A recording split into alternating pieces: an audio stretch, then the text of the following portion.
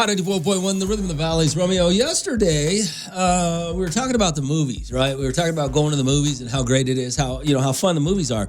Well, somebody sent me this, and I want to talk about it because it says, hey, Rome, just giving you a heads up. If you go to the movie theater starting this year in the Mayan Theater, they only accept cash. The Mayan is the one downtown, right? Oh, I like the Mayan. The Mayan is actually a really nice theater. I really like the Mayan.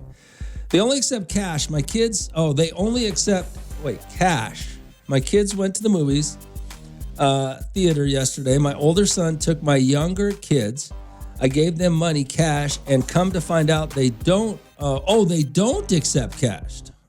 They don't accept cash. Starting this year, it's not like before, cash was king, but I guess in a lot of places, they don't accept cash anymore. Oh, that's sad. I like going to the Maya. See, now I won't go to the Maya now because of that, because I like having the option of cash or card. And I'll tell you a story about that in a few minutes. I'm not a big fan of the cashless society.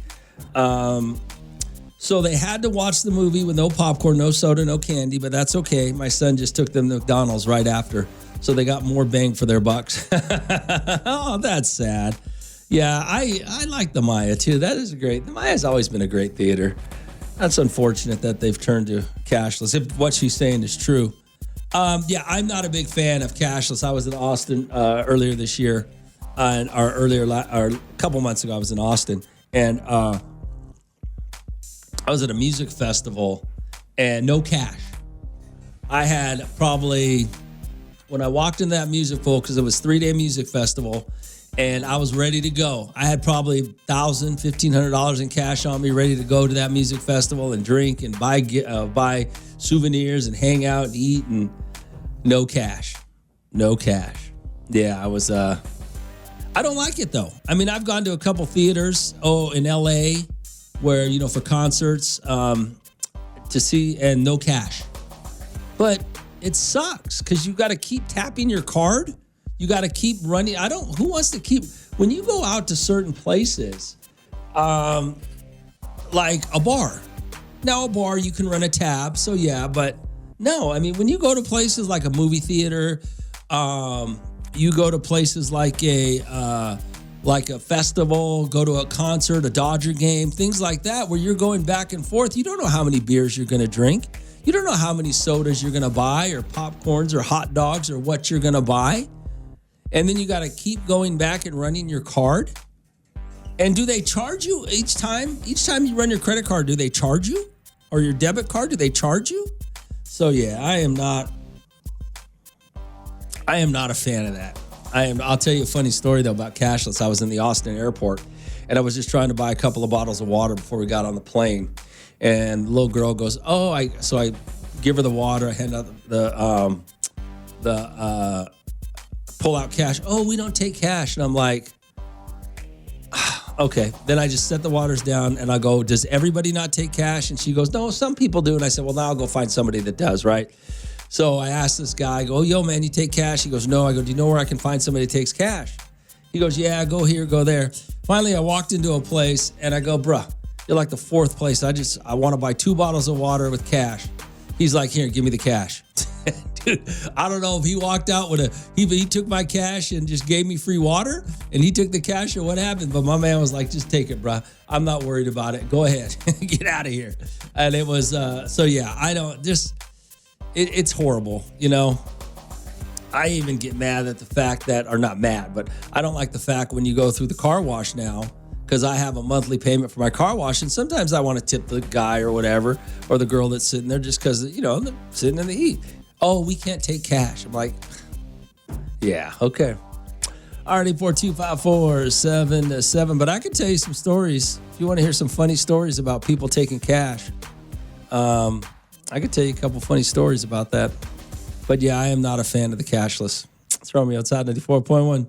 On 94.1, the Rhythm of the Valleys, Romeo. So I guess, and I don't know if it's true, somebody's texted me. I guess she says that the Maya Theater downtown is not going to take cash anymore, just cards, which, yeah, I'm not a fan of that. And I really did like the Maya, too. I really did like that theater. That was actually one of the, I like the Maya. But oh well, what are you going to do? I am not a fan of cashless, though. I am not a fan of it. So, but cash. She said, I guess cash isn't king anymore. Cash is still king in certain places. I had a couple funny stories about having cash, and I was at a concert. You guys probably, some of you probably remember that Luke Bryant concert that happened out in the field in the farm. And I was with a few people, and we ended up not going in because we got a great seat. My buddy had his Sprinter van out there. We were all set up with our tables and chairs, and just set up cool. Could see the stage right from where we had, so we never had to walk in. But I thought there might be a chance that I'd have to walk in at some point, and I didn't want to wait in line with my ticket and all that. So right in front of me was an exit gate. And I walk up to the kid, I say, bro, do you take cash? And he goes, what do you mean? I go, there may be a chance that I have to get in here, into the concert. Now I have a ticket. I just don't want to have to go all the way through the line process. You're right here. He goes, I'll be here all night, bro, if you need. So, cash still works. Cash still works, especially in Mexico. We were in Mexico one time, whole bunch of us were in Mexico one time. And you know how they have the swim up pool? And my buddy, he goes up to the bartender and he goes, look, bro, and it was one of those all-inclusive deals. He goes, look, here's $100. We're going to be here for a while. I don't want to have to keep tipping you. Okay. So here's $100 and this is my party. We're all going to be here. Right. So we order some food, and, the swim up bar had a counter with seats on it in the pool. So all this food comes out, and, we're sitting there eating it, and some other lady comes up and tells the bartender, hey, I'd like to order this, and sits down. And the bartender says, no, you can't sit here. You can't eat in the pool. And I was like, yeah, because we're eating in the pool, but we tipped the dude $100. So cash still works for some things, okay? Bartenders still take cash. People you tip still take cash, but yeah. I am not a fan of the cashless society because sometimes cash will get you a little bit further. RD4254 7 to 7. It's Romeo. It's Hot 94.1. Hot 94.1, the rhythm of the valleys. Romeo. RD4254 7 to 7. This cashless thing, right? Some of these stores, I guess one of these theaters in town is going all cashless, so you can only use credit card. I am not a fan of that. I am not a fan. I actually would not. I don't like cashless. I like being able to pay cash. Good morning, Romeo. Yo, I went to the swap meet and paid this lady with a $20 bill. My amount was 10. She gave me back 90, thinking I gave her 100. So I walked away thinking I came up. When I got to the car, the $90 was fake. So I got screwed over $10.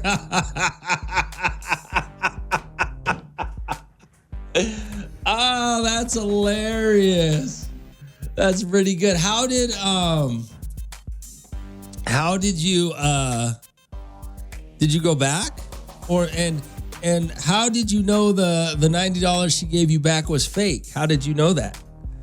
That's pretty funny. I have a funny story, by the way. When I was in 8th grade, I never forget this story. I was in 8th grade and I was still living on the reservation at the time.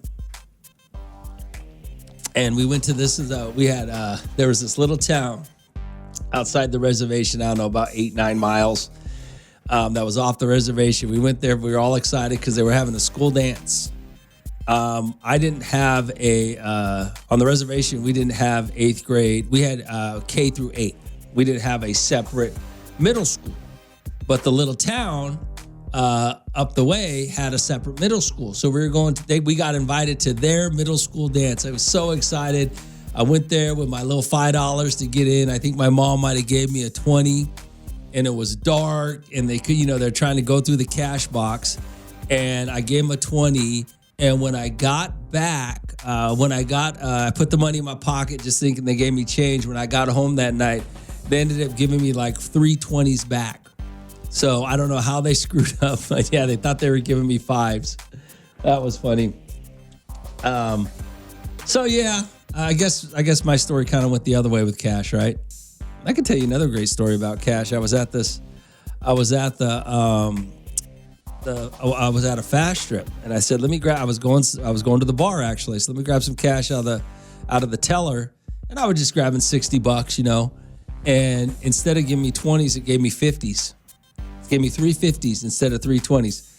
So I took out more money more 50s came out. So I don't know how they messed it up, but somehow a stack of 50s got stuck in that ATM machine. So I took out as much money as I could out of, I didn't have a lot of money, so I took as much as I could. I think I ended up with like $400 or $500, something like that. I don't remember what it was, but yeah. Don't tell anybody that story. All right, 842-547-7. Cash is king. Maybe that's why they're going away from, everybody's trying to go cashless. I am not a fan of it. I don't know why people are a fan of it, but I am not a fan of a cashless society. It doesn't say something in the Bible or something about cashless society. That's when the reckoning's coming. Maybe it's true. Romeo, it's Hot 94.1. Hot 94.1, the rhythm of the valley. It's Romeo. What? This guy texted me back about, said he went to the swap meet, right? And he bought something for $10, gave her $20. She gave him $90 back. He thought he came up, found out the $90 was a fake. He said, so he texted me back. He goes, I stopped by to put gas. This is how he found out. I stopped by to put gas thinking I was going to get a full tank. They told me that the 50 was fake. So I felt stupid. I didn't go back because I was embarrassed. They were going to say, why did you just take off with the money then? That's a nice little scam. Yeah, because you look like you're a jackass for ripping off the vendor at the swap meet when the reality is you got ripped off. Yeah, I can see why you would be embarrassed. All right, 842-547-7. Let's see. What did you send me here? Hey, Rome, why do we do PD tows? Not long ago, towed a guy's car who was accused of picking up a hooker. But the crazy thing, he also got charged for using fake money. Fake money with a hooker? I don't know where you're going with this story, but you do tows. I don't know what PD tows are. And so you got a guy's car, picked up a hooker, but the crazy thing, he also got charged for using. I see. You were doing tows for the police department. So you went to pick up a car from a guy who got caught with solicitation of a hooker, and he got charged with using fake money. I got what you're saying. Okay. RD42547. I'm just going to guess. Do hookers are still cash, right? I'm going to guess that prostitutes still take cash. I don't know if they're using the square yet or not. Romeo, it's Hot 94.1. Hot 94.1, the rhythm of the valley is Romeo. So the woman, she told me that the Maya was going cashless. And you can only use your credit card. But she texted me back. But it's not the Maya in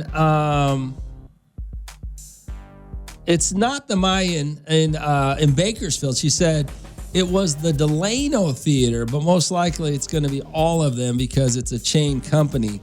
And not only that, no more pennies, but I'm fine with that. Oh, yeah, there are no more pennies. I forgot about that. There are no more pennies. The U.S. government is expected to stop producing new pennies for circulation by early 26.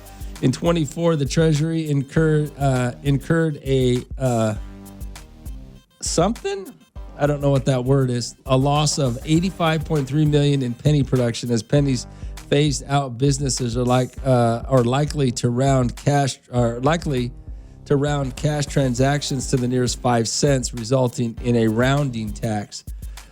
That's interesting. Okay. Well, maybe then you do got to go cashless.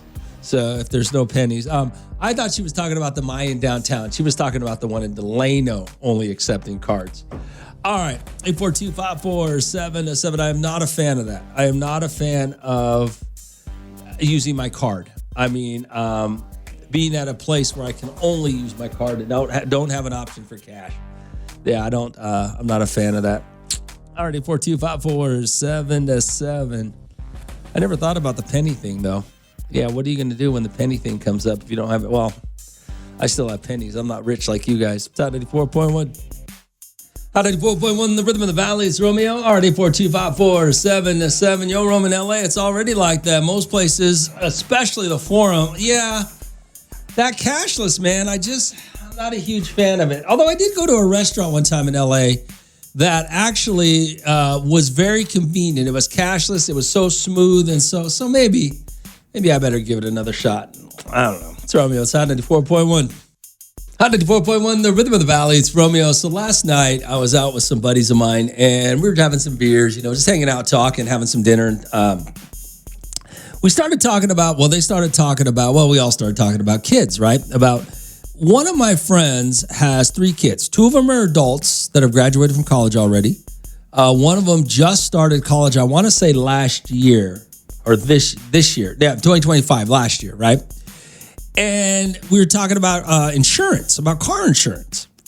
And he was telling me how he still pays, or telling all of us how he still pays for all the car insurance for his family. Him, his wife, his 3 kids. And it was really expensive, few thousands of dollars a month. I don't remember exactly what it was, but it was $2,000 or $3,000 a month or something like that. Well, one of our other friends, who also has a couple of kids who are on their own now, grown up, have their own families, was telling him that was ridiculous, that he was still doing that. And so then we got this long conversation about how you pay for your kids. Now, how long should you pay for your children, right? I believe, and I think I've told you guys this before, I believe they're your kids. You should always be willing to give them money, take care of them, or pay for everything, no matter how old they are. I've always told you guys that. So my 2 buddies, they got a pretty heated argument about it, about why, once they get out of school, and they have their own job, they should be making their own money. You don't pay for things like insurance or cell phone bills, or what else would you take care of? I guess probably cell phone insurance, medical insurance, things like that. I don't think you would, I think those are the things that you would still take care of, right? Maybe, food, they'd probably buy their own food, pay their own rent or mortgage or whatever the case may be. But this is what he decides to do, right? To help out his kids, he pays all their car insurance. So that's his way of helping, even though they're graduated with jobs. My other buddy is sitting there, was giving him a hard time, acting like, well, that you need to let those kids, you need to cut the apron, you need to do blah, blah, blah. But yet him and his wife give their kids money just in a different fashion. It's not a monthly bill. It's, if the kids, so I guess my point is, both these guys are arguing about giving their adult children money who have graduated from college and have their own lives. But because one of them does it by paying their car insurance every month, so that's one less thing they have to worry about in their lives. My other buddy's saying that's wrong because he gives his kids money in a different way, when they ask. But I'm trying to figure out, how long should you pay for your kids? If you can afford it, why would you not? If you got good, legitimate kids, especially kids that have graduated college or have careers and jobs and why does it matter? The funniest thing is, you watch these shows. I watch these, and I believe this to be true. You watch these shows about some of these multi-billionaires. They have these trusts for their kids, and I think that's in real life. These billionaires, it's family money, so it's allotted to the family in whatever form or fashion. But yet, when a regular, hardworking guy does it, we make fun of him. Or, how does that work? RD42547. But why wouldn't you pay for your kids? Help them out as much as you can for as long as you can if you can afford it. Why would you not do that? Then you're just being selfish and greedy because, you chose to have them. Why would you tell somebody that they're wrong for doing that? Romeo, it's Hot 94.1. Hot 94.1, the rhythm of the valley. It's Romeo. So last night, a couple of buddies of mine, they have kids, kids that are grown kids, actually. They have all their kids are, I think most of their kids are out of college, right? Got jobs, good jobs too. One of them I think is still in college, but they were having a disagreement because one of my buddies still pays for all the car insurance for his kids. which every month, I mean, it's a lot. He pays $3,000 or $4,000 a month or something like that. But it's for all 3 kids, him and his. I mean, it's a lot of insurance that he pays, but he's helping out his kids every month, right? Even though they have started their own lives already. My other friend thought it was wrong, even though the friend that thought it was wrong still helps out his kids who have families and houses. He just does it in a different manner. He kind of justifies it in a different way as opposed to the friend who just says, hey, that car insurance is expensive. I'm going to help my kids out. So, but what's wrong with that? Why do people get so upset when your kids are adults and you're still helping them? Especially if they're kids that already can afford it themselves. RD4254-7-7. Yo, Rome. I agree. If you can afford to assist your kids, why not do it even if they're grown? And that's what I've always said that. I don't care if your kids are, 4 or 40. If you can afford to make their lives better and they're not out there, they're being legitimate, responsible people, legitimate, responsible human beings in society, and then what do you care? What does it matter? Why do people get so upset? Because you can't. There's a joke that Eddie Griffith said one time. He said, "I have 8 kids," and the audience went, "Ooh!" And he goes, "Look, don't judge your ability to raise my children on your pocketbook, or don't judge my ability to raise my children on your pocketbook." And why do you do that? If people want to help out their children at 40 or 50 or 30 or whatever the case may be, even if the kids can't afford to do it themselves, why do you care? Why does it matter? All right. 84254-7-7. Wouldn't you want your kids are going to be set when you're not here anymore? And you helping them while you're still here helps them do that. All right. It's Romeo. It's Hot 94.1. Hot 94.1, the rhythm of the valley. It's Romeo. Good morning, Hot. What's going on? Hey, Romeo. I'm calling in on that topic about helping your kids. Yeah, what's up? I really don't have an opinion either way because I have 2 grown children. One of them I help a little more than the other, and I noticed the difference is when you hand your kids everything, you kind of like disable them, and then on the other hand, you're teaching them how to be responsible. And I noticed in my kids, the one that I helped out the most, he struggles a little bit more than the other, and so I see in my kids, the difference of how it affected them being grown individuals. Now, the older one, he finally got it. He had to figure it out, but he still comes to me once in a while like, hey, Mom, I'm a little short on my rent, and so I help him, but that's where I see the difference. Okay. Yeah. I see what you're saying. Yes. Okay. All right. Thanks for calling. I mean, you guys get what she's saying, right? The difference is only helping your children, or I guess we have to say adult children, only helping them out financially when they need it, even though they may not need it. They need it. I guess that's what she's saying. But what I'm saying, what we're talking about in some way is, or in a way, is that one of them just helps his kids out every month. Automatically pays their car insurance, all of them.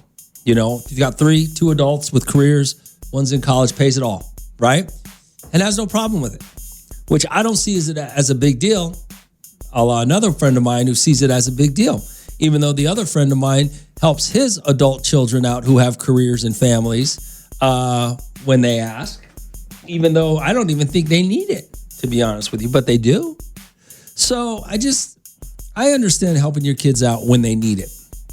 But to me, I think teaching your kids to be responsible and good people and still helping them out because you can afford it just to take the burden off them, I don't see anything wrong with that. I could make an argument, though, bailing your kids out every time they need help sends the wrong message as well, right? It's out of 4.1. Out of 4.1, the rhythm of the valley. It's Romeo. So how do you feel about helping your adult children out financially? Even if they can afford it. I have a friend who still pays all his kids' car insurance, so they don't have to worry about it. Good morning, Al. What's going on? Yo, Romeo. What up, man? I love the topic you're talking about, bro. Okay.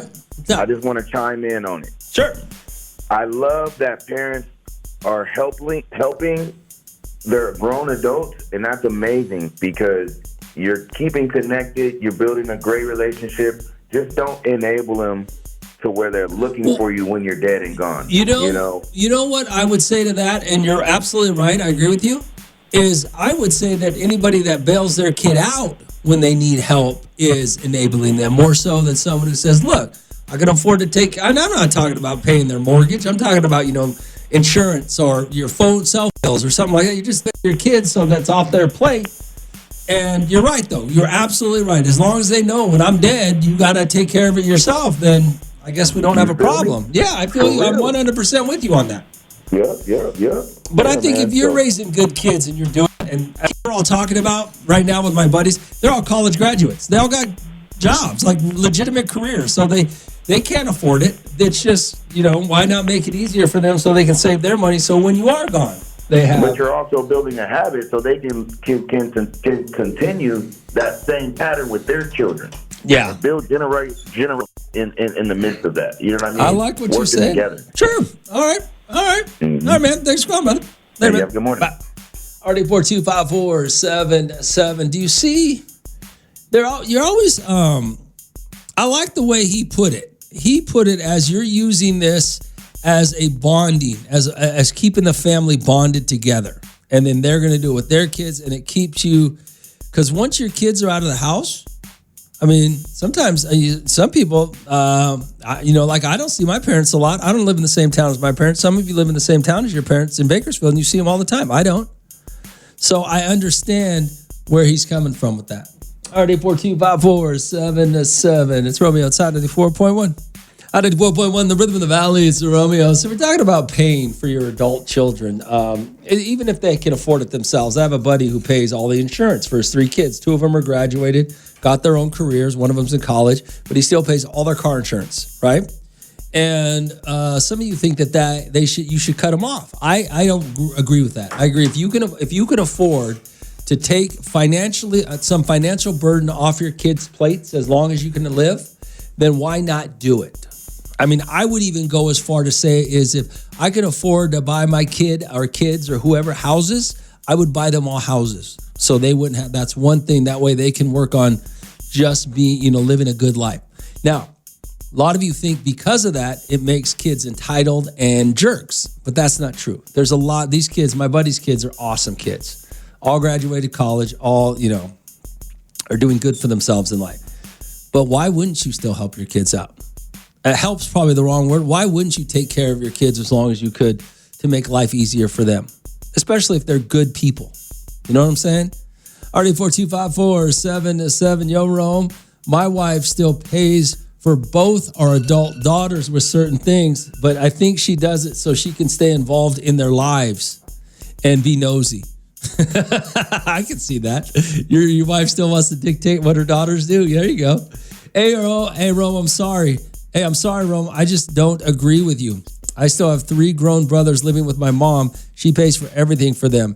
They're just living off her retirement check and what she gets for Social Security. It's because she loves them and they are her children. But what happens to them after she passes, none of them work. Well, that's a totally different scenario than what I'm talking about. Enabling your kids or bailing your kids out when they financially, when they make bad decisions or don't have it together, it's different than the conversation I'm having. I'm just saying at what point, for the most part, most of you think you need to cut the strings, cut the apron strings from your kids when they're 18 and they need to figure it out when, you don't have to.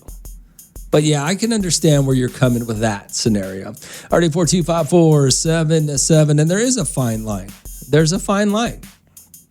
But like I said, my 2 friends both have kids that graduated college and have careers right now.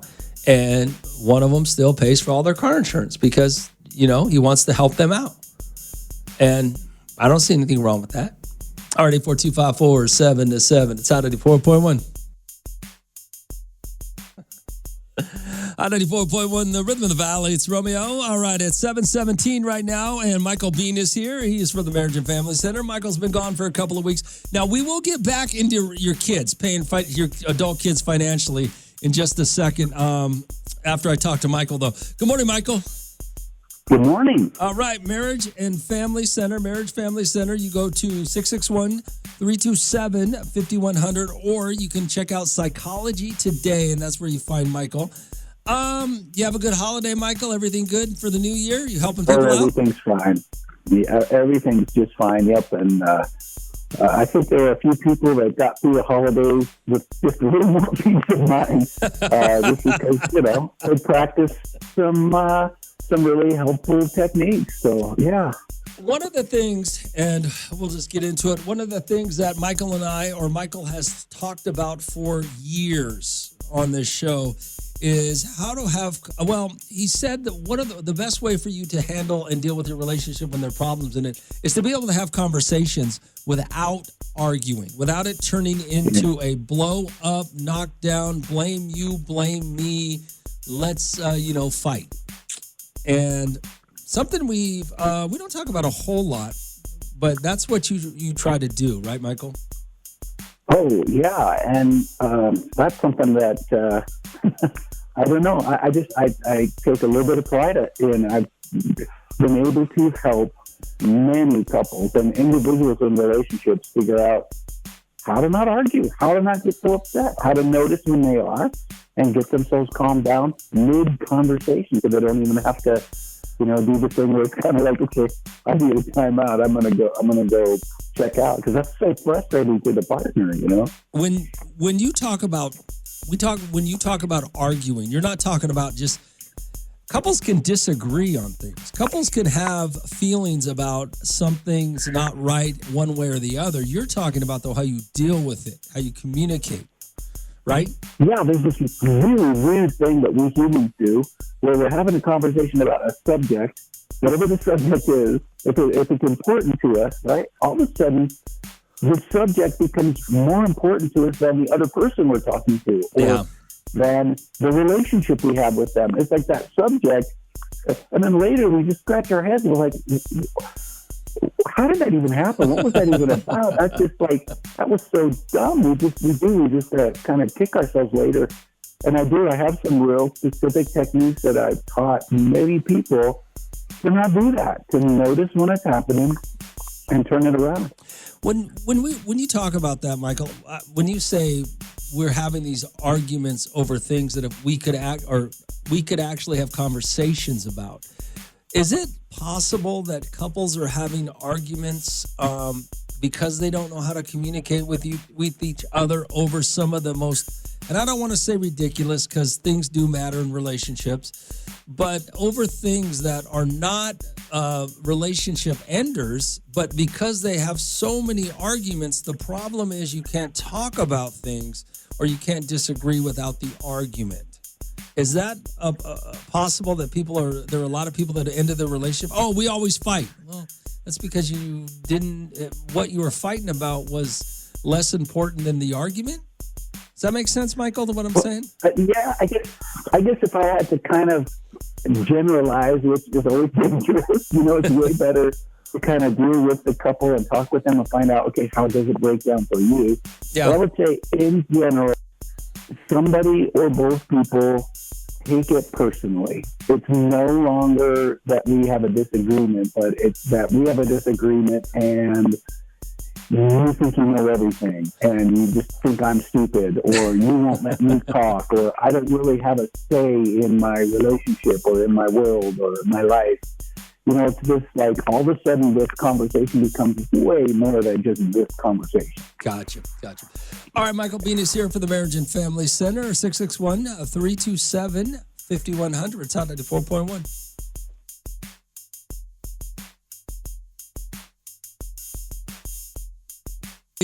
It's Romeo, and Michael Bean is here for the Marriage and Family Center. Good morning, Michael. Good morning. All right, Marriage Family Center, 661-327-5100. That's who you call, or you can go to Psychology Today, and you can find Michael Bean, and he can help you with your relationship. And Michael, I've always found it was interesting when you've always talked about your main focus is helping people learn how to communicate and not to blame, not to fight, to find to be able to talk things out regardless of the subject. And I have never heard that before, at least not in the way that you've explained it to me since I met you.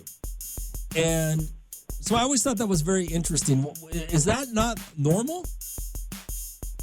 It's not normal. To teach people how to talk to each other without fighting. I mean, yeah, I guess you hear that a lot. Hey, our problem is communication. maybe it is. Maybe it's communication that's kind of getting in the way of your emotional connection, but you need both. You absolutely need both. And I work with people on both at the same time. So you're like emotionally disconnected from each other. You're just frustrated and not feeling that connection, and you can't talk about stuff without it going south. So we work on both at the same time.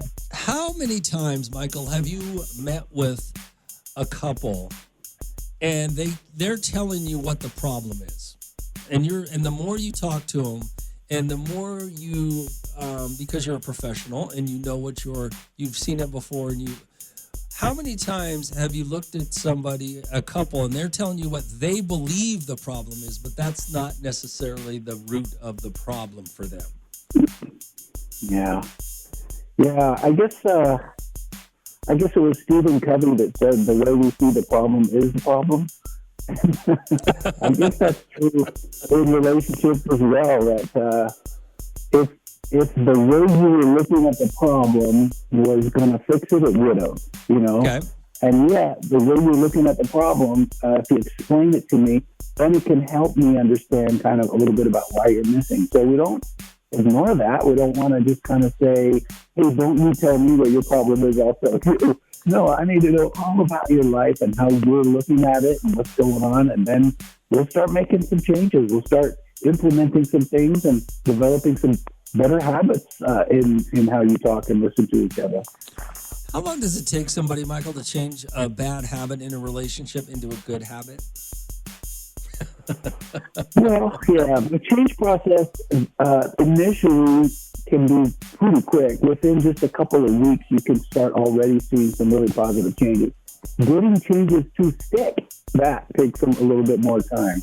So that's the cool thing, is that you get really encouraged by some very quick results, but you've got to keep at it in order to make those permanent, in order to not slide back into your bad habit.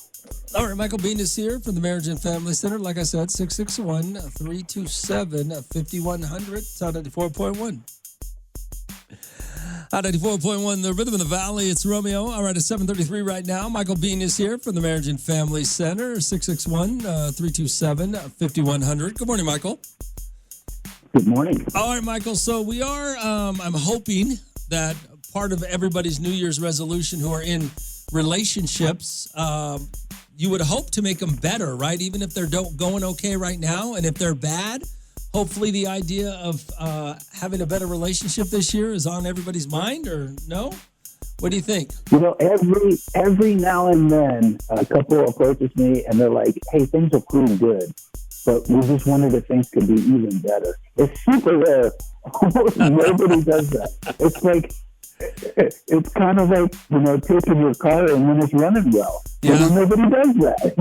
Well, you still got to take it. My car's running pretty good, but I just maybe think I could get a little more miles per gallon or something out of there. Maybe the engine not be quite so noisy.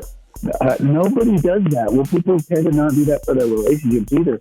But if your relationship is just kind of going okay, and you're wondering, well, I wonder what's the next step for us. What would kind of increase the level of connection, of intimacy, of just happiness, having more fun together. Every now and then somebody will contact the Marriage and Family Center and kind of say, what can we do to just enhance things? And I love it when that happens. But I don't expect a big change overnight. I think most people will wait to contact me until things are going smoothly wrong. What about, I'm going to talk about, we don't talk about this too much, Michael, but premarital counseling, some of the things that you actually do. It's very important for people to understand, to kind of see how to deal with certain situations before they come up, right? you know what, Romeo? A lot of people are getting that for their kids. They're like, hey, we love him or her, and we think you guys are going to do great, but we also know how important it is for two people who are in love to kind of look at some of the nitty gritty ahead of time and kind of make some plans and really talk about things that are differences. You tend to not do that. You're in that courtship phase. You're just wanting to focus on all the things that are going right. It feels like everything's perfect. And then we start talking about finances or kids or education or savings and, some of these other things that, well, maybe we should put a little more serious conversation into this. Let me ask you this, Michael, then. If we don't work on it, everything's going good, so I guess we would kind of go, well, why would we try to do better, right? Where everything's fine. At what point should people start looking at, well, maybe it's not as fine as I think it is? At what point do they start looking at the relationship? What signs are there? Well, we have this kind of unfortunate tendency when our partner says, I'm just not happy. I'm not liking it. Then we go, gosh, I wish you'd be happy. You should figure out how to be happy. And then we go off to work. And so we're not hearing the fact that something's not working for us. Gotcha. Okay. Really focus on that. Pay attention, figure out what's kind of missing here. And if you can't, then involve a professional. So whatever you do, don't hear, hey, I think we should go to counseling, and say, nah, we can solve it ourselves. Don't say that, because it's kind of basically, it feels to them like you're saying, you're not important enough, or we're not important enough. Gotcha. So, whatever you do, if your partner wants to make things better, you say yes. Everything you do, make sure your entire body language after that just communicates you and we are important. Gotcha. All right, Michael, we're going to get you out of here just a little bit early next week. I'll talk to you, and we're going to, I have a bunch of stuff I want to talk to you about to dive in deep. I got a bunch of text message over the holidays, but we'll talk about that as well. 661-327-5100, or go to Psychology Today. It's Michael Bean. It's American Family Center. Michael, we will talk to you on Thursday, okay? Sounds great. All right, it's Hot 94.1. Hot 94.1, the Rhythm of the Valley is Romeo. All right, it's 7:44, and I brought James in, our insurance guy, to talk about home, auto, and health, and all that insurance stuff. But first, we started talking about the fact that Miami fired their head coach. John Harbaugh's going there. And now Harbaugh's going to go there, even though they don't got a quarterback. Yep, hey, that's all right. Who would want to go to Miami, Romeo? Miami? I don't know. I've never been to Miami. You never been to Miami? Never been to Miami. No, is Miami great? Miami's beautiful. Well, I don't got... Except in the summer, it's humid. I don't got insurance money. I'm not... Insurance is not good in Miami. Florida has some of the highest rates in the nation. So, do they really? Yeah, because they always get hit with the hurricanes. Every year. Yeah. When it could just... Now that we're on it, when it comes to that, they have no state tax in Florida? Does that change the way the insurance companies do business because of that? No. Does it? No. Okay. And insurance is horrible in Florida. I'll give you a backstory. I used to be a claim rep, and when they had a hurricane back there years ago, you show up to the person's house to do a claim. I had 3 different policies. I had a home policy, a Florida wind pool policy, and a flood policy. Uh-huh. And they have percentage deductibles. So I wrote an estimate for this guy for about $75,000 worth of damage. And by the time all these deductibles got applied to each policy, because some part of the damage was one policy, some was another, out of $75,000, his payout was about $15,000. Wow. And I felt bad for the guy. And he got his money. But this is what's really crazy, Romeo. So I handled this claim in Florida, right? And I was on this CAT team, so I traveled across the United States for about 4 or 5 years. 2 years later, I ended up in a catastrophe in Virginia. Okay. The same guy, they must have reassigned me his claim because they seen I handled his claim before. And I'm like, this guy, he's the hurricanes are following him. He moved from Florida to Virginia. And he's like, I said, you just need to get away from the coast, man. I know, man. That is wild. All right. So it is 2026. have there been a lot of changes with insurance because of the new year, new laws, whatever? The one thing that's new, and it hasn't really, it's been enacted, but it hasn't been enacted, is a lot of the companies now are doing what's called CAT rating for homes, the home insurance side of it. It got approved. And what they're wanting to do is they're wanting to be able to charge an additional rate for catastrophes when we have the wildfires, because the wildfires were happening all these years. Yeah. And that's why a lot of companies started pulling out. A lot of companies started regulating all these underwriting restrictions, wanting new photos, additional underwriting photos, and not renewing a lot of people for that. But the state is saying, the state doesn't want to give it to them, but they're saying if we give this to you, then you have to write in a lot of the high catastrophe areas. You can't just pick and choose where you want to write it. Gotcha. Yeah, because that's what they were trying to do. So we'll see how that shakes out. I don't know what it's going to do, but it is going to affect rates in certain areas. Hopefully not us. It's weird. Even some companies now, when I try to write business in like 93306 or 14, the newer ones, they say it's a fire area. And I'm like, we haven't had a wildfire in Bakersfield ever. Where's 14? 14 is like out like by Renfro Road and those houses out there. As you start to get further that way, they're starting to be 14. And then 06 is like far east Bakersfield. Okay. Like the City in the Hills. They don't like City in the Hills for some reason. Is there enough trees out there for a wildfire? No. You're just burning down a neighborhood at that point. No, you know what it is, Romeo? They see the old farmland, these insurance companies, because you got to think they're not in Bakersfield. They don't know our geographical landscape. Gotcha. They see a lot of old farmland, and all they see is land and grass in their geographical things. Gotcha. I'm trying to explain to these people that doesn't happen. So. I got you. All right, James is here. We're going to talk to him a little bit about insurance. Top 94.1. At 94.1, the Rhythm of the Valley. It's Romeo at 750 right now. James Burton's here. He is from, what is your company's name? AB Insure. AB Insure? Yep. All right. First name in the phone book. That's right. Romeo, you know what's up, Romeo. Hey, you know, old school thinking, right? Absolutely. That's how we do it. Now, what James does is he's a broker. So he can look at many different companies to find what insurance will fit you and your family the best. All of it, right? It's home, it's auto, home, life, commercial, Medicare, Advantage. I mean, you name it, we do it. We usually do, most of the things we do is auto, home, life, and business insurance. That's what most people call us for, although we do the other stuff as well. But write a lot of home policies, especially now. Some people are refinancing, some people are just shopping rates. So, I mean, the one thing that's great about us is I can quote you with 4 or 5 different companies and give you one that's going to have the best price point for you. I want to talk a little bit about, first of all, are the companies coming back now? We do you said a lot of insurance companies left California because of what was going on. Are they coming back now or are they not? They didn't necessarily leave. They just put stringent underwriting guidelines on what they would take. Okay. And a lot of them are still, like, I know, I won't say any names, but some of the 3 big boys still aren't really writing. And the one that is, they're making you have to put water leak detection systems on your house and so just a lot of extra stuff that most people wouldn't do. Hey, I ain't gonna lie, you got to put that water leak detection stuff. You should have. No, but the systems aren't cheap though. The systems are a few grand to put them on there. I can't just go buy those little round things that look like a thing, put them by the toilet. It's certain ones that they want. And they don't just want that one, Romeo. They want the whole house leak detection system. Okay. Yeah. Let's talk about car insurance. Let's talk about it. Gone up, gone down? What are we doing? How's that happening? It depends on the vehicles. If you have a Kia or Hyundai, I've noticed those have gone up because they had that whole theft thing going on for a while where they were getting stolen. They're easy to steal, but some of them are stabilizing. So it just depends on the car and the makeup of the household. I mean, if you have young drivers, if you have multiple cars. Yeah, I was going to say, let's explain that to people, or have you explain that to people.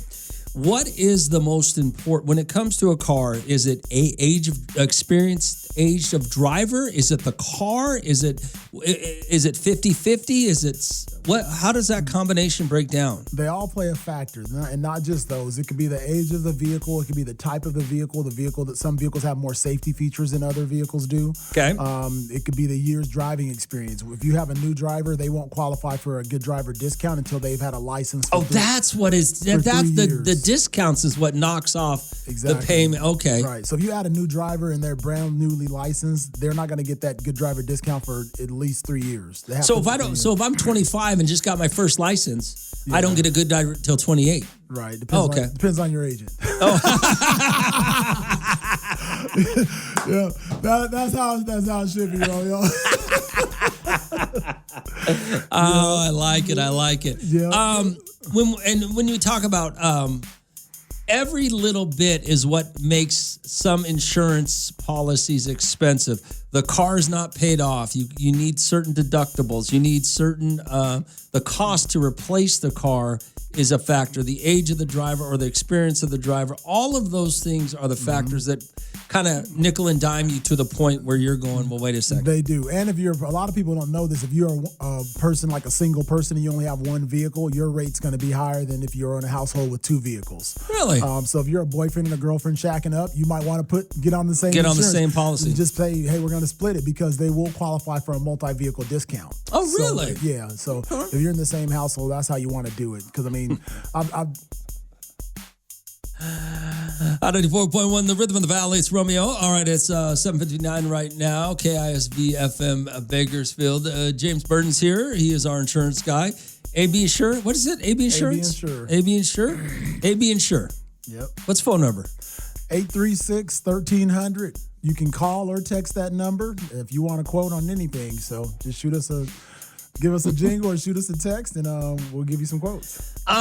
Okay, so we all know that you guys are the insurance industry is screwing us. Romeo, you say that every time I come on here. Until we need it. That's, it's like, everybody gets mad about paying insurance until we actually need it. And I don't know how many of you got, I've worked with James for years, and the insurance companies that James has gotten me involved in have always been excellent with handling claims, with making sure there's no BS that gets done. You get taken care of, right? But when it comes to insurance and me saying that you're screwing us, you said California is not the worst state. We're not the highest state. Oh, the highest. By far. But No. we believe we're the highest. We do believe that, because we think everything's higher in California, but it's not. Because honestly, Romeo, I think the number now was 46 states. Okay. Your insurance rates are based off your credit score. So you can imagine when you're in tough economic times. It gets ugly. Yeah, especially if you got a 550. Right. I'll never forget this. I was in Texas visiting one of my boys, and I swung in his agency when I was leaving his house to go back to the airport. He was running a quote for some lady for one car. She was paying almost $400 a month. And I said, "Does she have a bad record?" He said, "No." He said, and he told me why. And I didn't really realize that. And I started looking up and doing my research. He said, and she was happy to pay it. I'm like, for real? $400 a month for one car? For one car, Romeo. And it wasn't even like something special. It was like some old regular old car, like a Toyota Camry or something like that. And I was like, that's crazy. Well, you know what? Let me ask you this, James. When you have these kids, when you have these 16-year-old kids that are getting their driver's license, remember back in the day, you and I were 16, $500. For some reason, that was the standard, mom and dads. If you could find a car for $500. Romeo, we're AARP members now, though. You can't go back to those. So what do people do now? I mean, from an insurance standpoint, what is your advice on giving these moms and dads on what kind of car to get their children? Give them an older car that you don't mind having liability on. What's older? Something that's, I won't say necessarily older. You got to look at the value of it. So the cars that I recommend people get liability on, if it's a car that if something happens, you can afford to say, hey, I can replace it without having to need it, then look at it. Something that's $5,000 or less. What does liability take care of? When you say liability, what does that mean? Liability starts, what it takes care of is if you're the person that's negligent in the accident. Okay. You're responsible. So this is a good thing to talk about, Romeo. A lot of people have insurance and they don't even know what the coverages are. Yes. So the first two things you see are, if they say, hey, you got 25, 50, 50 or 50, 150. The first two numbers are what's called bodily injury numbers. That's a liability number. Okay. And the third one is property damage. Okay. So the state minimum is 20, now it's 30, 60, 15. That's not even close to enough with what it costs to replace a car. Not even close. The reversal cameras won't even. Exactly. So you don't want to have state minimums, but that's just what it is. So just so you know, the first two numbers are for bodily injury. The first one is for bodily injury if you injure one person. The second number is for bodily injury if you injure multiple people. And then the third number is for the amount of property damage that's paid out. So you don't have enough coverage, how do they get the rest of their money? They sue you. They sue. And they garnish your wages. I've seen people have their wages garnished. I've seen people have liens put on their house. Yeah. Not any of my customers, because I'm not going to set them up. I'm not going to set them up for failure. But sometimes your company may pay it, but the insurance company may go after those people. I gotcha. So through a process that's called subrogation. So now, what is what was I just gonna? So what is the difference in, let's say, a liability policy versus a 100? What I know. Full coverage. I got some stupid coverages. So liability versus full coverage. So, and you think about, let's say you have 100, 300, 100. That means your liability limits are going to pay out those higher amounts if something happens. So you have sufficient coverage. But liability versus full coverage, basically, if you're at fault and you wreck your car, your car is not going to get repaired by the insurance company. Okay. If another party's at fault, then you have liability. Your vehicle will still get repaired because they have coverage for their vehicle. Sure. Another thing, you can have liability and you can still have uninsured motorist property damage, which means that if somebody who's not insured hits you, you can still get up to $3,500 for your car, even though you have liability on it only. Yeah, and if I only paid $1,500 for that car, I'm good. Right. So honestly, the difference between liability and full coverage for a young driver is probably 50%. It's probably 50% savings. Okay. So and before we got cut off earlier, I know the good driver discount we were talking about. It's 25%. Oh, okay. So until they have 3 years experience, they're paying 25% more until they get that 3 years experience under their belt. Okay, hold on a second, James. I do still have more questions from you now. All right, James is here. James Burton, AB Insure. 836-1300. Give us a call. Hot 94.1. Hot 94.1, the Rhythm of the Valley. It's Romeo. All right, James Burton's here, AB Insurance. James, what's your phone number again? 836-1300. 836-1300. He can quote you on... You name it, I'll quote it. Yes, on as many companies as are available for him to quote you on. It's not just one company. So I want to talk about letting people drive. Like if you let me borrow your car. Right. If I let you borrow my car and vice versa, California has what's called permissive user laws. Okay. So as long as I have a valid license and something should happen, then your insurance company will typically cover the loss. What a lot of people get in trouble with is they try to be sneaky. So they'll have other family members in their household or young drivers and they don't want to add them to the policy and they don't add them and then something happens and then their claim gets declined. Yeah. You know, a lot of companies used to be pretty gracious and they would give them a one-off. Hey, if it happens one time, we'll take care of it and then you're going to have to add them. And now companies are saying they're making it where you either have to name the person as a driver or you have to exclude them as a driver. So if you don't, and there's different companies that have different policies. So if you don't name them or exclude them and something happens, they're not covered. If they reside in your household, if they're another person and they're not in your household, then it's different. What if you have multiple cars? What if you have, like you said, like you have you and your wife and maybe 2 kids and they're all drivers? Do they all have to be on all the cars, or do they just on your car, their car? How does that work? Great question. It depends on the company. In the old days, and I won't say in the old days, even now, some carriers that I have, they will let you assign a driver to a specific vehicle. Okay. So, and that's where it works out good. If we have liability and you have a younger driver, we're going to assign the driver to that vehicle. Gotcha. To the older vehicle. Gotcha. Some companies now have got to the point where you can't assign it. They're going to assign the youngest, highest rated driver to the highest, most expensive car. And it's not fair. I'm surprised that legislation and somebody hasn't fought to get it changed, because that's not right. If you have an old car, you know that person's not driving that mom's brand new BMW exactly. X6, right? So, but the insurance companies are rating them on that particular vehicle if they're in the household, and it's not nice. So, I mean, but some I know what I'm doing, so I know which carriers are going to let me put the cars. Gotcha. And that's one of the things with having a broker, which is great, because they can pick the company that will tailor-made the policy to what your actual needs are in your household. Correct. And because ain't nobody driving my truck. Right.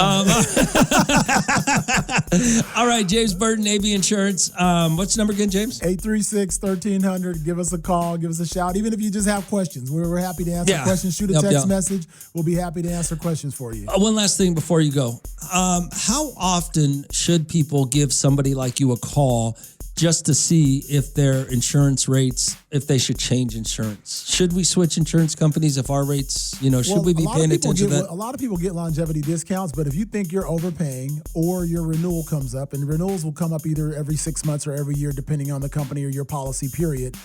If you notice a shift in it and it's not a shift in your direction to your liking, then you definitely should look and say, hey, you know what? Let me see if I can get a better price point. So, because you have said some insurances have been going down, right? Some are going down, some are going up. And the one good thing of being a broker, when I see my customers' renewals coming up, if it's the same price and they're not complaining, I just let it renew.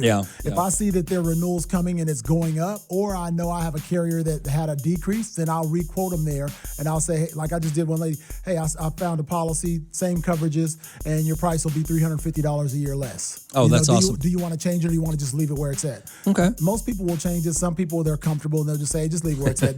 They're fine paying the rate they're paying. But, hey, I'll put the offer out there. I'm working for you. I'm going to extend the offer. Absolutely. All right, AB Insurance, James Burton, 83-something. 836-1300, Romeo. 836. I don't know. I don't call that number. All right.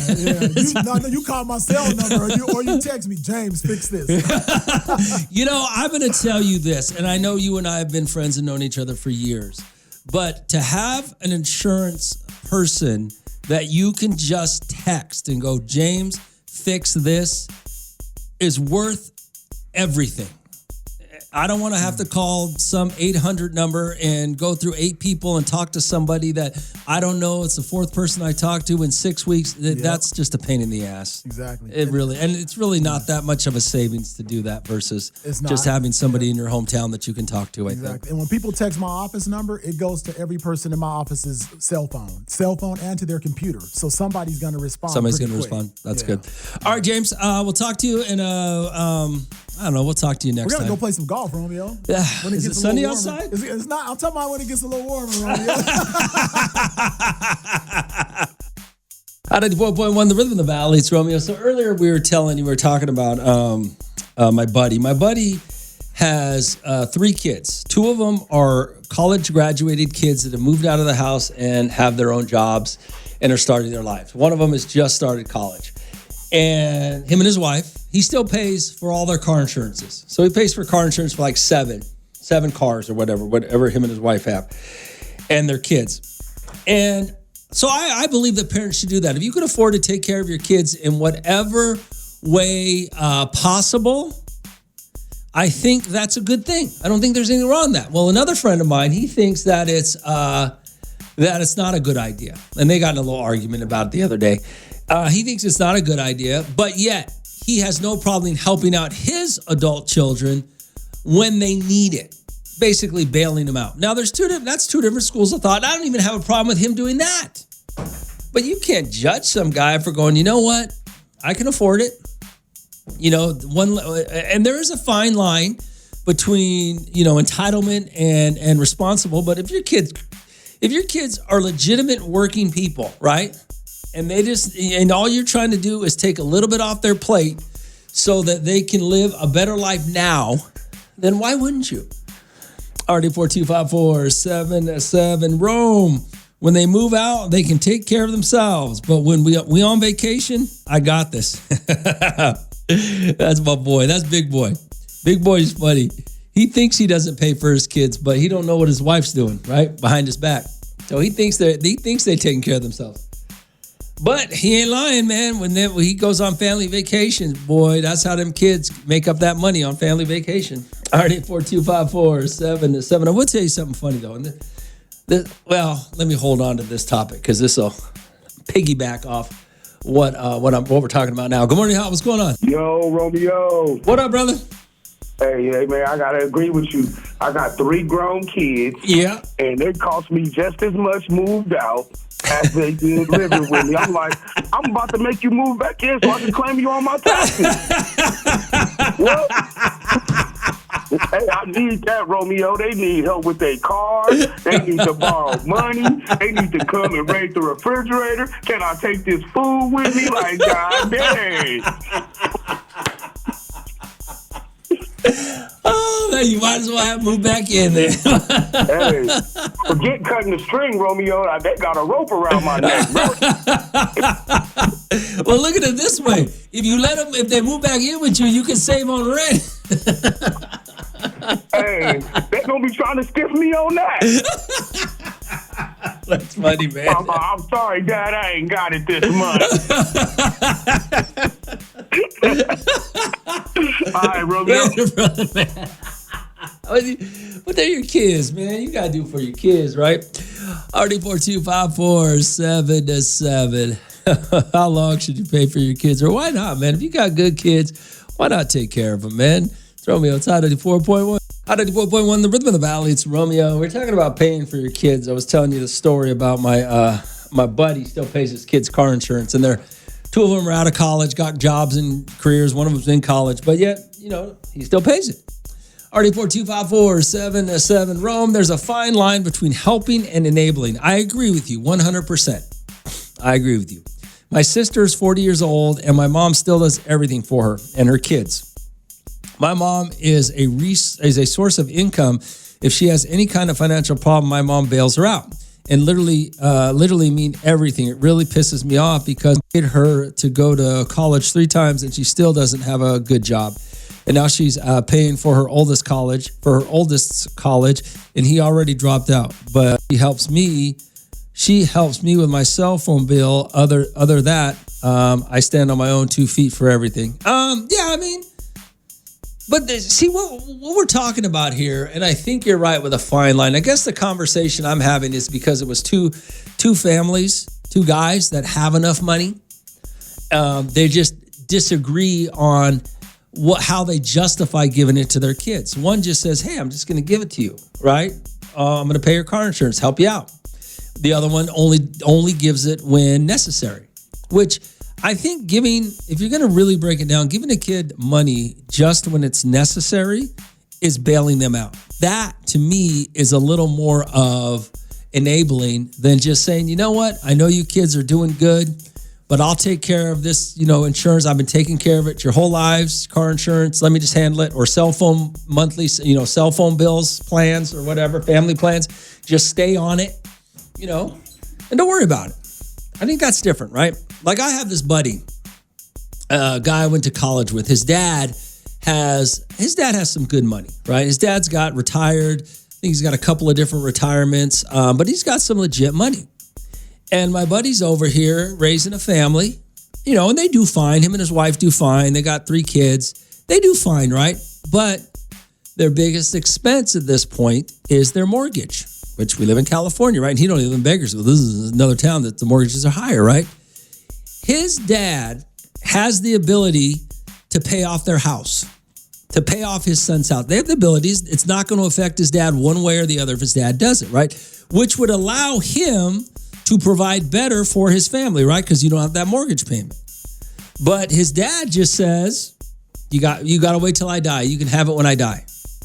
And his dad's in great shape. His dad's going to live another 25 years.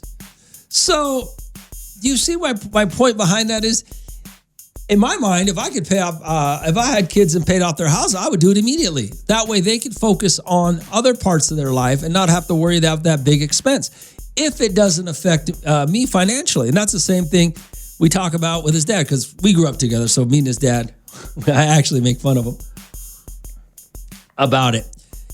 Because his dad literally said, hey, this money is yours. His dad's never going to spend it. It's his. It's just sitting there waiting for his dad to die to give it to him.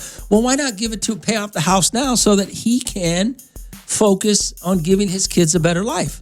When the reality is, it's not a bad life, but come on, you guys know what it's like. That mortgage, boy, whoo, that rent check and that mortgage payment, whoo, they start to look heavy when you start to balance your checkbook. It's Romeo. It's Hot 94.1. Hot 94.1, the Rhythm of the Valley. It's Romeo. All right, so we're talking about paying for your kids. What did you send me here? Hey, yo, Rome. I'm 33 years old and I'm still on my dad's policy. It's cheaper. And he pays for me. Win-win. Exactly. I mean, if you can afford it, why wouldn't you do it? I'm not telling you to. I'm not telling you that you got to enable your kids and take care of them. And like they're children, like they're 4. But I mean, if your kids are hardworking kids and they're out there trying to make it, or even if they are making it, and you can afford to still pay for something, you can't get mad at somebody for doing it. I'm not saying you have to. I mean, all I'm saying, though, is what's wrong with it? You know? I mean, if you're on if you're on a family plan, a cell phone family plan, and you move out, you know, and you're out there and you don't have to pay for it because mom and dad can afford it and they don't care, so why would you care? Or why would anybody else care? How is that being enabling? It's not. Especially if they're out there working hard and making it, you know? I always say this. I mean, you know, like my buddy, his dad should pay off his house for him so that he could, you know, life would be easier for him. They're still a hardworking family. They're not, you know, taking advantage. I mean, you're right about the fine line of taking advantage versus, man, I got good kids. Why shouldn't I support them my entire life? Even if they are old enough to support themselves. Who cares? What's wrong with that? All right. RD4254-7-7. It's Romeo. It's Hot 94.1. Hot 94.1, the rhythm of the valley. It's Romeo. Oh, man, I feel horrible. I just totally forgot. Well, I just remembered. So I was at the gas station this morning. I don't know, it must have been about, 3:45, 4 a.m., somewhere around there. I was at the gas station getting gas, and it's one of those gas stations that wasn't open yet, but my man came through in a big rig, hauling 2 trailers of powdered concrete, and I was checking out the truck, just kind of watching, you know, what he was doing. All of a sudden, he stops, honks, blows the horn. I wave at him. He's like, "What's up, Rome?" I can't remember. Was it Rich and Sons? I can't remember his name. He goes, "Rome, tell everybody in Bakersfield what's up for me." And Buffalo Bill's band. I can't remember who he was now. Man, sometimes, you know, sometimes I forget. And I run into people all the time and they'll say, "Hey, Rome, what's up? How you doing?" And all, you know, they want a little shout out. Tell everybody I said hi from such and such, you know, because just representing Bakersfield. And I feel horrible when I forget their names. Rich and Sons? Maybe that was it. Buffalo Bill? Maybe it was, yeah, isn't Richard Bill short for Richard? So maybe it was a Buffalo Bill. That's what his name, I can't remember his name. Gosh, I feel horrible. Sorry, man. Romeo, it's Hot 94.1. 94.1, the rhythm of the valley. It's Romeo, RD4254-7-7. What'd you send me here? Yo, Romeo, me and Siaglu having some drinks this afternoon at the Sand Trap. Come through. First of all, you guys don't know what a sand trap is. Don't act like you go to real bars. All right. Second of all, I know Seahawk Lou cannot afford to drive to Bakersfield with his broke ass, no job having broke ass to have some drink. You're going to tell me Sand Trap sells beatboxes. Come on. You know, I don't believe it. RD4254-7-7. I will tell you this. Back in my day, Sand Trap was a badass bar. I don't know if it's still a great bar, but it used to be, and it still could be, but was a great bar. RD4254-7-7. Seahawk Lou ain't hanging out the Sand Trap. He don't know nothing about that. All right, it's Romeo. It's Hot 94.1. Hot 94.1, the rhythm of the valleys. Romeo Chaos, VFM Bakersfield. RD4254-7-7. Oh, Raider Rob. Hey, Rome, the Sand Trap still is a kicking bar where the ladies will smack you around. Unfortunately, all the good bars are gone in Bakersfield. The Sand Trap, and Sound Trap may still be a great bar. I just haven't been there in a long time, so I shouldn't say that. But the great bars, Sand Trap's one of them.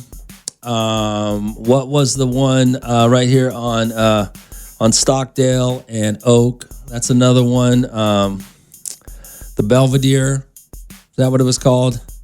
The Monte Carlo out there. I haven't been out there in a long time either. I hear the pizza's good out there though, but that was a great bar. Lone Oak used to be an amazing bar, but it's kind of got a little younger, a little trendier.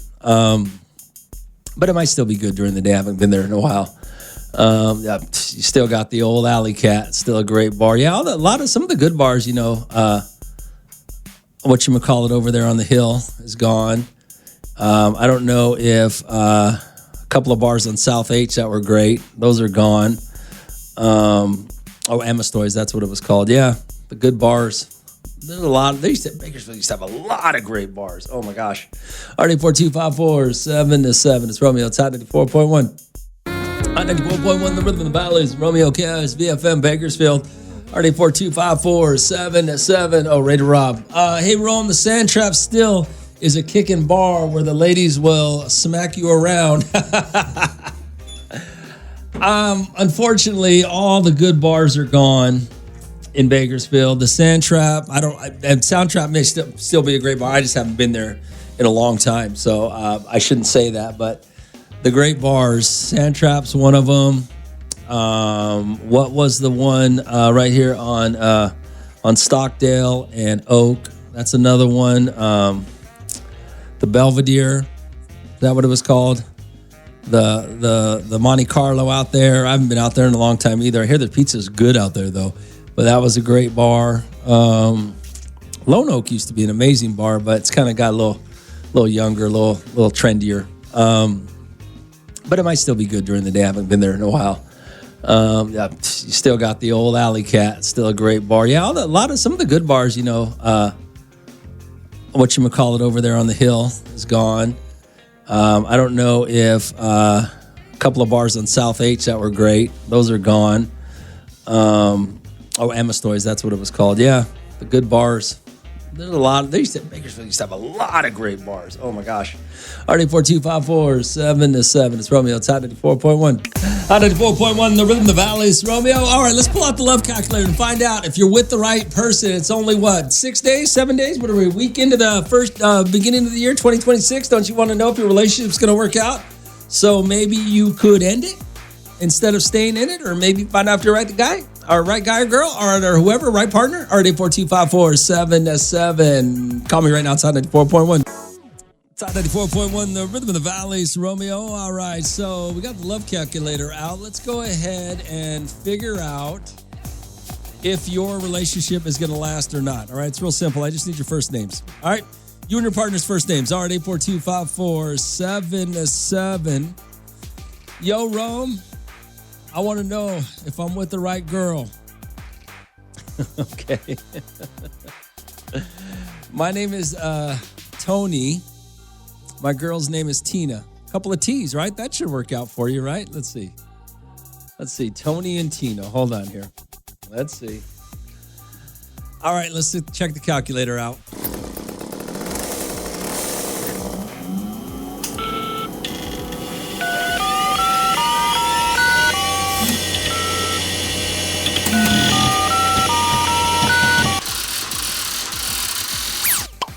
Oh, not looking great, Tony.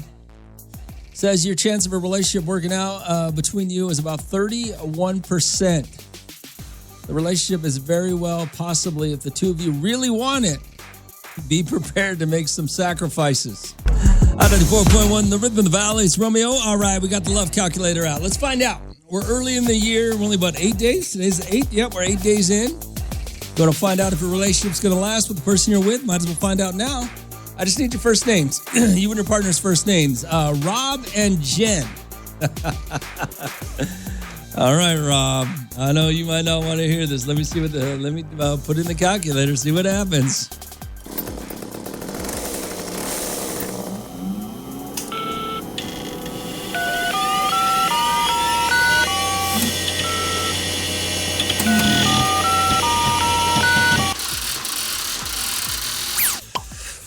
Ooh, Rob. 44%. You got a 44% chance of it's working. So I'll give you 50-50. You know, you'll have to spend a lot of quality time together if you want to make this one work. I'm just, but it might not. I'll give you 50-50. 44% is close enough to 50-50, right? It's Hot 94.1. Hot 94.1, the Rhythm of the Valleys, Romeo. All right, I got the love calculator out. We're going to see if you're with the right person for 2026 and maybe the rest of your life, right? All right, 842-547-7. Hey, Rome, I want to see if me and my fiance are going to work out. My name is Charlene, and his name is George. All right, let's go ahead and Charlene and George. We'll go ahead and throw them in the love calculator.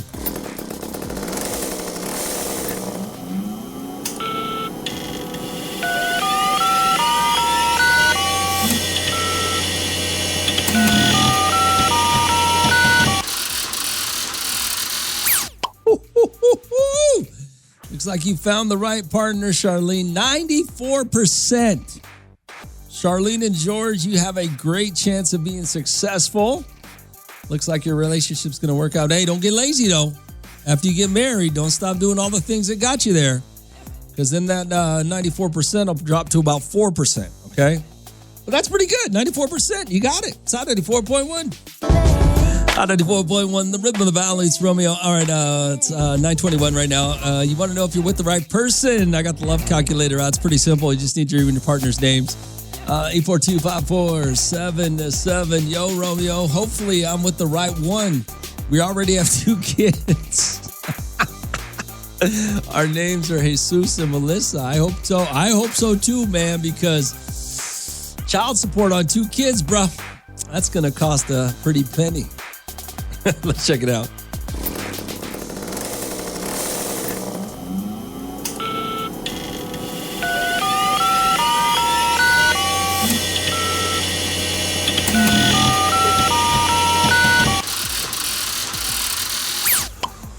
Woo!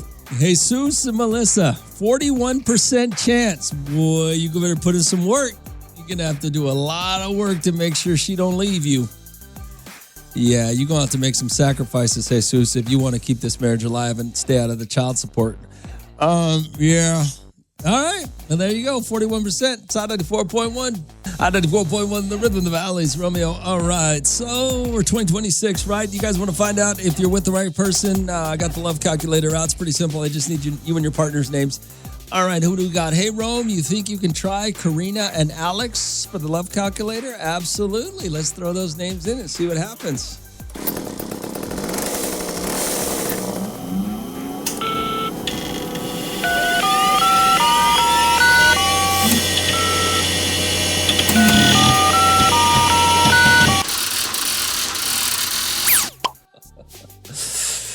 Ooh, Karina and Alex, 23% chance of this relationship working out. I mean, yeah, that's not good. I mean, obviously there's exceptions to every rule, but 23%. Oh, that does not sound good. All right, 842-547-7. Who else we got? Rome. Can I know if my relationship will work out? Caesar and Vanessa. All right, see, let's throw it in there.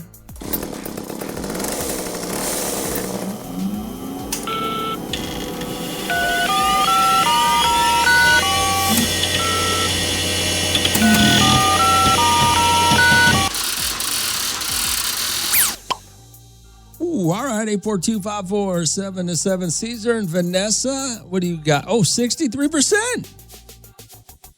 I'd give that a shot. I'll take 63%. That's a C, right? C's get degrees. I'll give you 63%. You might be able to handle that. That might work out. All right, 842-547-7. You want to know if your relationship, how long it's going to last? The percentage you have, the love calculator's here. It's Hot 94.1, the rhythm of the valleys, Romeo. All right, so the love calculator, we got to figure it out, right? You want to know if you're with the right person? I just need you and your partner's name. Already 42547-7. Oh, Rob and Jen. We did that earlier. It was like a 50-50. Was it 44% or 41%? Okay, so Rome, you're saying stay for the kids. Yeah, stay for the kids.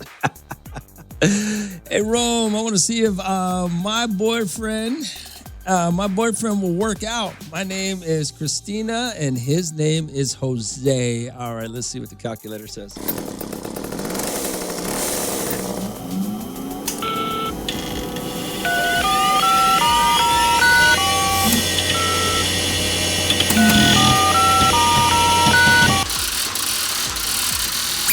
Oh, 46%. Christina and Jose, 46%. That's better than 23%, but 46% is going to be tough. Good morning, Nat. What's going on? Yo, can I do that love calculation thing? Yeah. What's your name? My name's Marquel, Marquel. And what is what's your partner's name? Yesenia, Yesenia. For me one more time. Yesenia.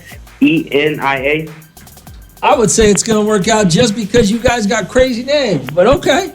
For sure. Hold on, let's check this out. See what this calculator says.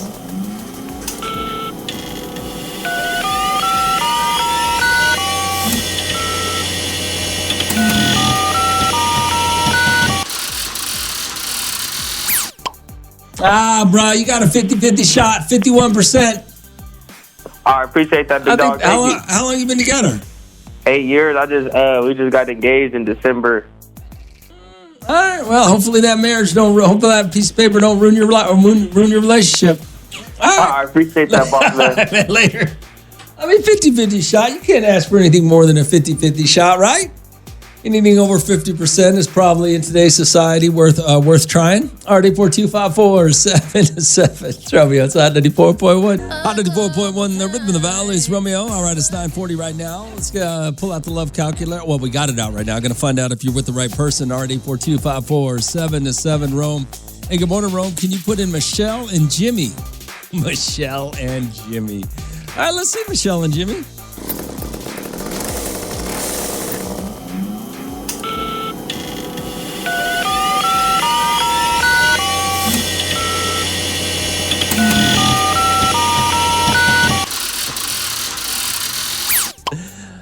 Ooh, 46%.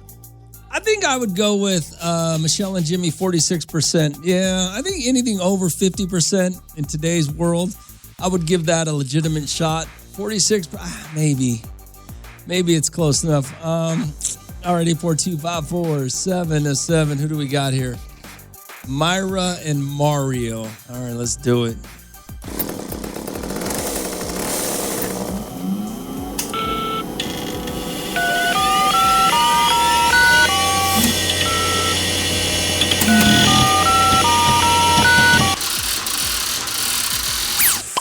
Ooh, 31%, Myra and Mario. Ooh, 31%. I don't know about that one. Oof. RD42547. Rome. What about Richard and Amanda? Richard and Amanda. All right, let's see what we got here. Richard and Amanda. I don't know, man.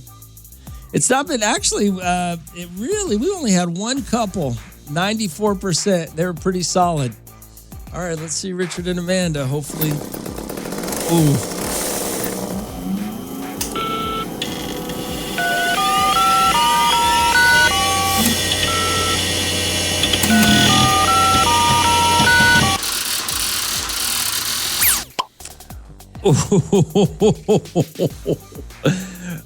I've never seen this before. Richard and Amanda, 0%. You have a 0% chance of it working out. I'm gonna lie, I have never seen that before. Already 42547. Wow. Who do we got next? Michael and Adriana. All right, let's see what it says here about you.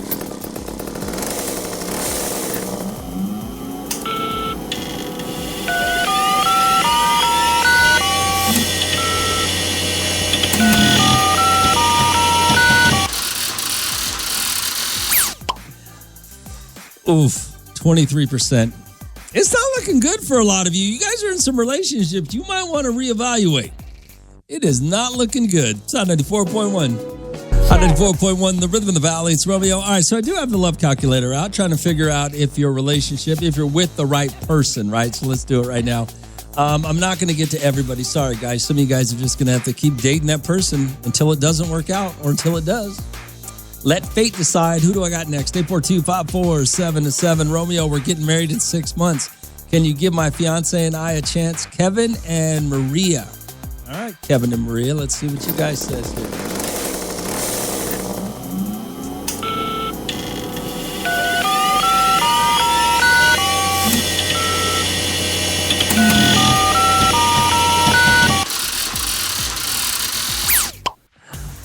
%. Kevin and Maria, 6 months, 46%. Oof. Well, good luck with that marriage. RD42547. I'm sure you guys will be fine. Don't worry about it. Hey, Romeo, trying to find out me and my partner are right for each other. we are Oscar and Juanito. Let's see here. You guys ready? Let's see what happens.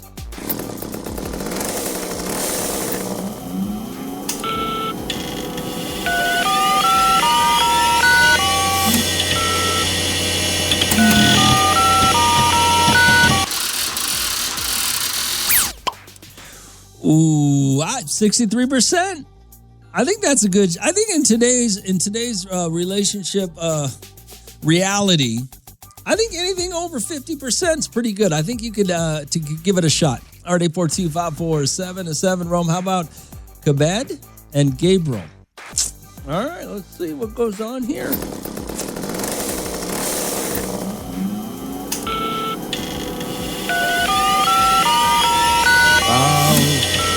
Yeah, I think anything over 50%.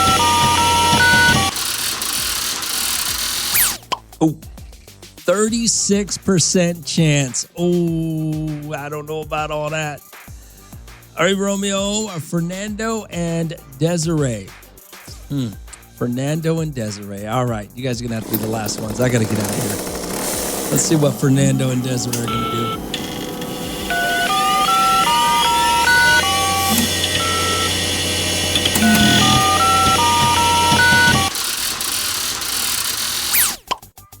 Oh, 85% chance, Fernando and Desiree.